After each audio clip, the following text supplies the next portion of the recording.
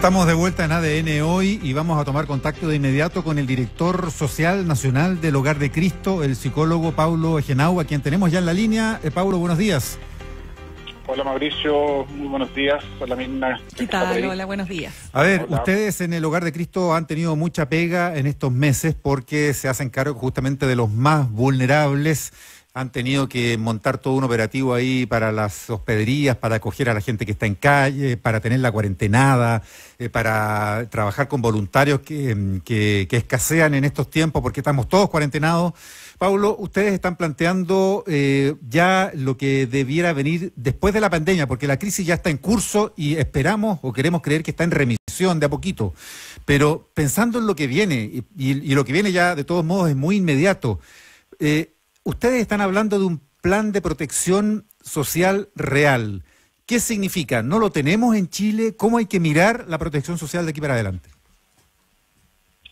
Efectivamente, a ver, Mauricio, nosotros estamos convencidos desde hace muchos años, digamos, de que la pobreza ha sido un tema que ha quedado pendiente en muchos gobiernos. Y siempre las respuestas que se han dado como país, que hemos dado como país, han sido respuestas más bien paliativas, respuestas de urgencia para enfrentar la crisis. Por ejemplo, si no miramos los programas de personas en situación de calle, a los cuales tú hacías referencia como una de las principales preocupaciones que ha tenido lugar durante todos estos meses, generando espacios para que las personas no fallezcan.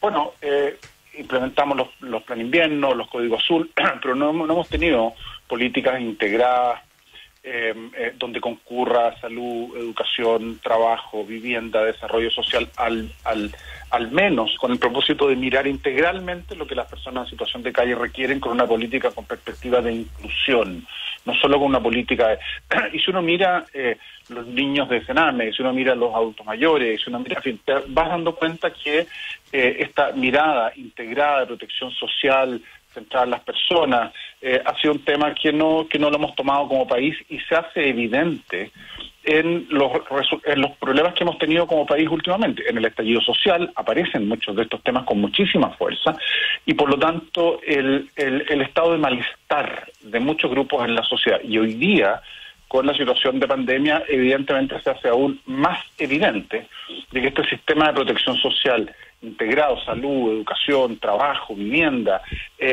alimentación, los derechos sociales de segunda generación, los derechos económicos y sociales básicos, digamos, no están articulados, bien integrados y profundamente arraigados en una política de protección social. Y creo que tenemos que avanzar hacia ella sin duda alguna. Claro. Conversamos hasta ahora con Paulo Egenau, director social nacional del Hogar de Cristo. Paulo, y en ese aspecto, ¿cómo observas tú el plan, por ejemplo, de las cajas de alimentos, ¿no? Que fue el primer gran, si tú quieres, digamos, elemento de ayuda concreta, que tuvo una serie de dificultades que finalmente, de alguna manera, ha sorteado esas dificultades, pero ahora aparece una nueva entrega de cajas. Y en ese sentido, ¿cómo observas tú ese primer elemento, digamos, distintivo de la crisis? Mirna, a ver, nosotros estamos en un espíritu, una mirada, por sobre todas cosas, de colaboración con todo el mundo, incluyendo el gobierno, en fin, y distintas organizaciones que estamos haciendo mucho esfuerzo y mucho ensayo y error, porque no sabemos, porque no conocemos, porque nunca en la vida nos proyectamos en una situación social como en la que estamos, y así les ha pasado a muchos gobiernos. Respecto de las cajas de alimentos, en términos concretos, nosotros en un comienzo planteamos que toda respuesta inmediata, efectiva, oportuna, bien administrada, para paliar problemas tan básicos y fundamentales como la falta de alimentación, son muy bienvenidas, pero en el mediano y largo plazo eran políticas absolutamente ineficaces, y a lo que nosotros apelábamos era la transferencia monetaria directa. Y eso implica, no solo se facilita toda la logística y las dificultades enormes que ha habido con el tema de las cajas de alimentos, sino que también promueve la autonomía de las personas para saber administrar los recursos que van a satisfacer sus necesidades básicas y fundamentales. Pablo, te hago un alcance ahí, porque una de las razones que se esgrimía, aparte de la dificultad, por ejemplo, de implementar un voucher, ahora podría haber sido justamente, como tú dices, por ejemplo, ponerle plata a la cuenta RUT, simplemente, pero lo que decían algunos es que con esto se garantizaba, o el Estado garantizaba que las familias iban a recibir la comida que tienen que tener y que no iban a ocupar la plata para gastársela en otras cosas. Es más, algunos decían... en desacuerdo con eso, Mirna, absolutamente en desacuerdo. O sea, uno no puede partir de la premisa de que las personas en situación de pobreza son personas incapaces, inmaduras y que no tienen las competencias mínimas necesarias para administrar su vida en contextos de crisis.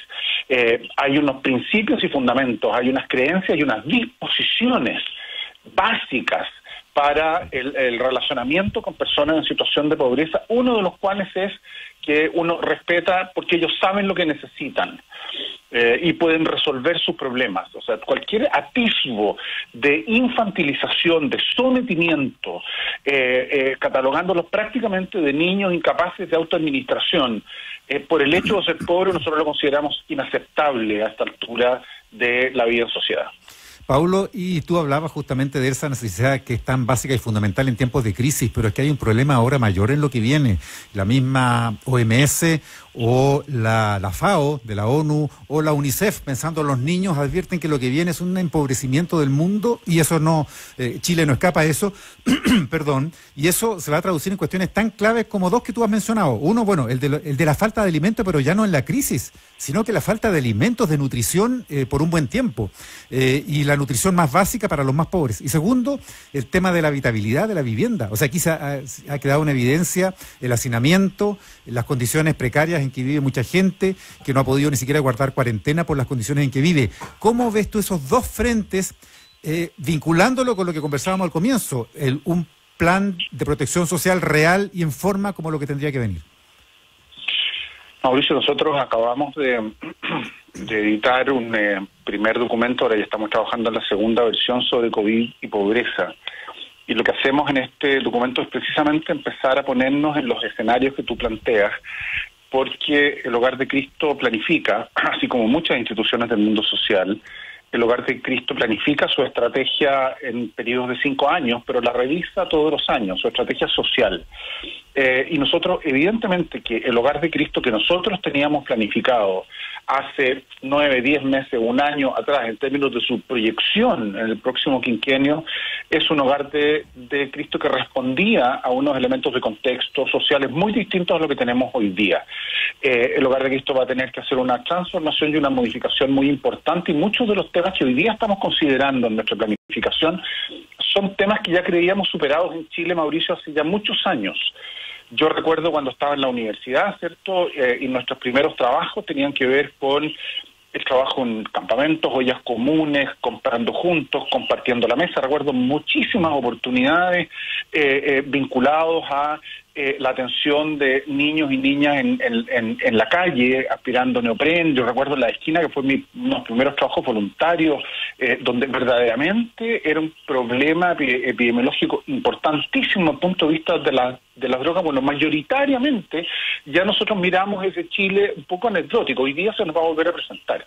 Vamos a tener que volver a las comunidades, vamos a tener que vincularnos a los territorios que van a quedar en condiciones muy precarizadas, con dificultades muy graves, y como lo planteas tú, con insatisfacciones de necesidades básicas que son fundamentales para la vida y que tienen un impacto, Mauricio, no solamente en términos concretos del hambre, sino que un impacto a nivel de salud mental extraordinariamente importante. Y dentro de eso está evidentemente el impacto económico, con todas las consecuencias que eso tiene, alimentación y satisfacción de necesidades básicas fundamentales, todo el tema de vivienda y territorio, la vivienda y el entorno y las convivencias, el tema de la educación también, el abandono escolar va a ser otra variable importante, y para qué decir las dimensiones de salud y trabajo. En este documento, COVID y pobreza, nosotros nos hacemos cargo de esas reflexiones con el propósito de anticipar algunas de estas miradas para poder planificar nuestra acción, pero también con el propósito de hacerlo público, visibilizar, poder tener incidencia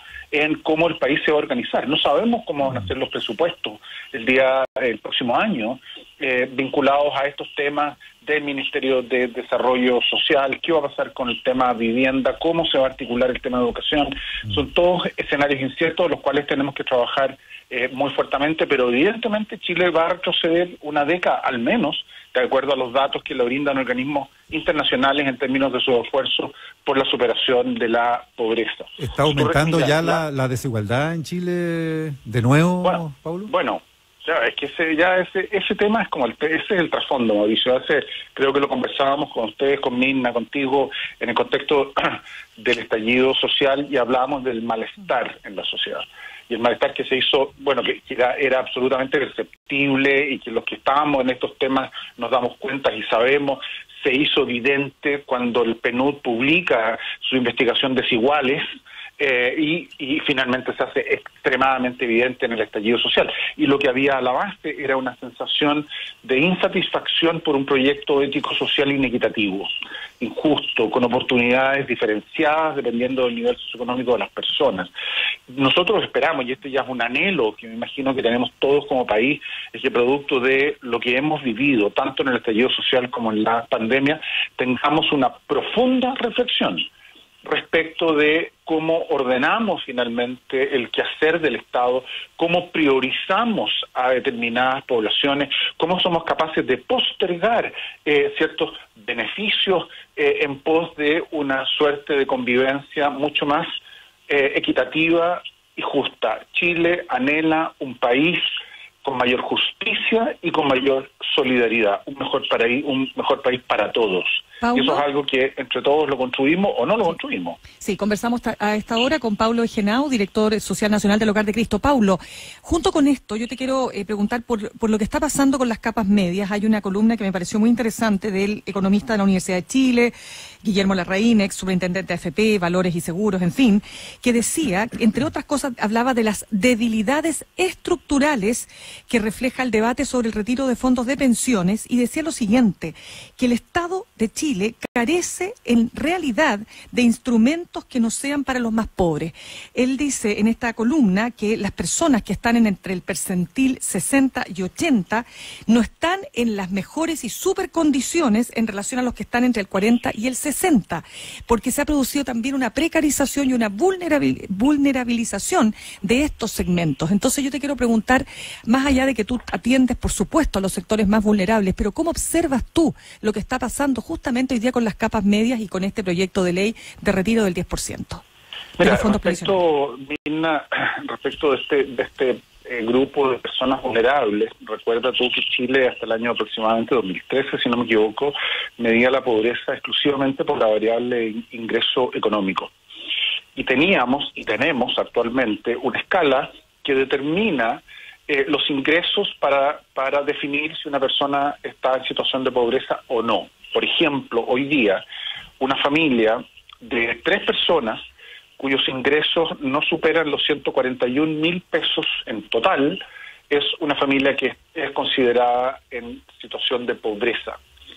Si yo a esa familia de 3 de 141.000 pesos le genero 345.000 pesos, 344.000 pesos, estadísticamente ya no está considerada dentro de la línea de la pobreza. Por lo tanto, siempre hubo un grupo de personas que estaban muy cercanas o muy por sobre la línea de la pobreza, o un poquito más, que nosotros denominamos grupos vulnerables, al cual se hace referencia mucho hoy día en las entrevistas, en los testimonios, en fin, los análisis políticos.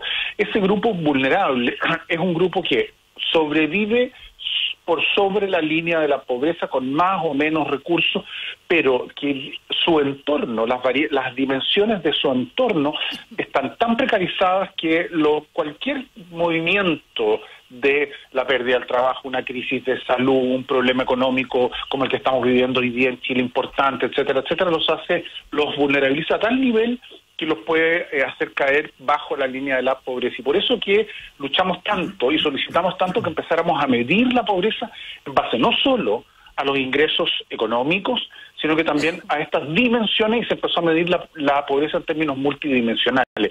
Y pasamos de un 8,6 a un 20,6 o un 20,9. Inmediatamente, cuando uno incorpora la dimensión trabajo, salud, educación, vivienda y entorno, redes, en fin, la CEPAL, piensa que la CEPAL hace ya aproximadamente hace 2 meses atrás, planteó que utilizando un ejercicio de 3 escenarios hipotéticos, según el nivel de recesión económica que podría vivir Chile, la pobreza extrema dice que aumentaría en un escenario de contracción baja un 0,7, en un escenario medio un 0,9 y en un escenario de construcción más crítico un 1,2, y que la pobreza en un escenario crítico podría llegar a aumentar hasta cerca del 4%.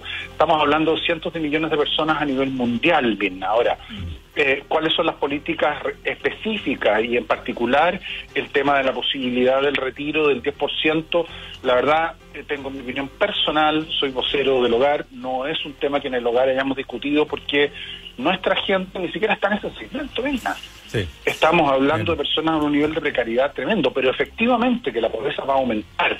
Vamos a tener personas que hasta hace unos meses atrás eran autosuficientes y hoy día, por una crisis de esta envergadura, caen directamente en la pobreza y en la incapacidad de solventar las necesidades más básicas y fundamentales. Pablo Henao, director social nacional del Hogar de Cristo, muchas gracias por conversar con ADN hoy. Gracias, Pablo. Muchas gracias a ustedes, un abrazo.